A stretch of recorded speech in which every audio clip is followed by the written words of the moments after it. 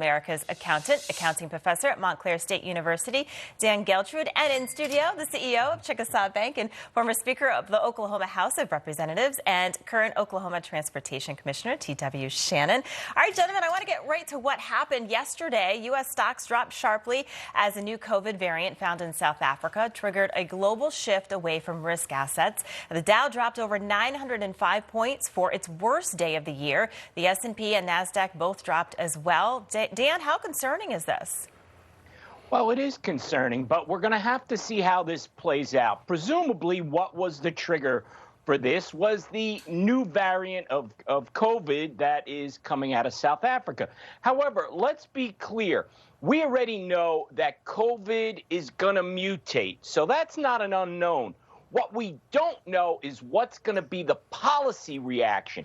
So if we're going to start having shutdowns worldwide, yes, it's concerning, and the market is showing that.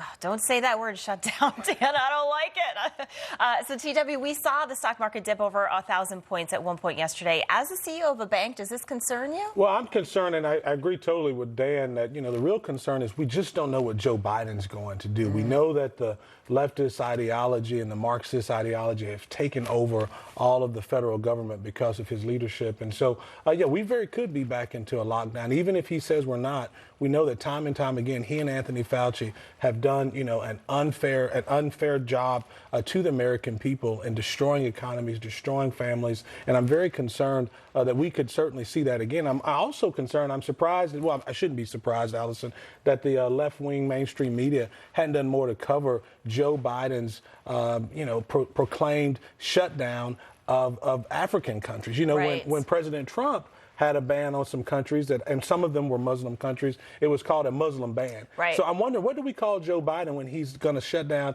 and refuse to allow 8 African countries to come into the country? Yeah, they're not going to report that. They're not going to come down on You're not hearing that with the same fever at all. So, yeah, I'm concerned, and as Dan mentioned, a lot of it has to do, what will be the government reaction? We know that we're in the middle of a pandemic. We know that the virus is going to mutate, but certainly as a banker, we're trying to ascertain what the risk will be coming with government policy. We can prepare for COVID, but we can't prepare for an overbloated, federal government who goes way too far and overreacts. Yeah, let's hope not. I know the New York governor has already said that, they're concerned, so who knows what's going to happen in New York, and then other states follow. Dan, do you expect the market to rebound on Monday? I know Monday is Cyber Monday. Who knows, if that will have an effect at all?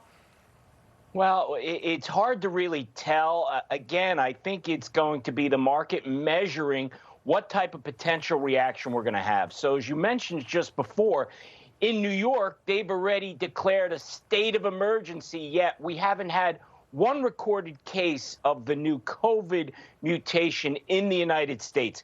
So if that's the path we're going down, we could very well see the market continue to retract. Now, keep in mind, we've had practice with this type of situation, and what generally happens is there is a sell-off of travel stocks and there is a buy in work from home stocks. So if we're going to see some type of trending on Monday, I think that's where we may be. Interesting. TW, the CDC and the WHO says the vaccine is safe and people must trust it, right? But why do you think the market reacted this way to this new variant? If billions of people worldwide, they have the vaccine, it's supposed to protect them. Well, because there's been so much uncertainty created by Dr. Fauci, we've continued to move the needle on COVID. First, it was, we're going to need 2 weeks or 3 weeks to shut down and to shelter in place, and then all of a sudden things would be better.